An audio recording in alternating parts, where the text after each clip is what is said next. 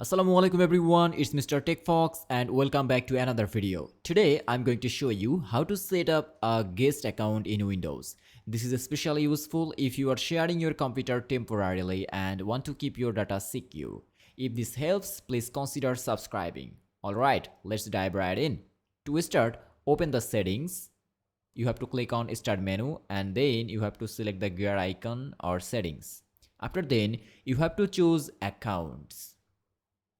And here you have to choose again family and other users. And then click on add someone else to this PC. It will take some time. After then choose again add a user without a Microsoft account. Now you have to enter any kind of name. I'm giving an example here. You can press on next button or you can press a password here also. So that's it. Here you can see that a guest account has been created. And that's it. This account has limited permissions, so users can't access your personal files or change settings. Thanks for watching everyone. Now you know how to set up a guest account in Windows to protect your data.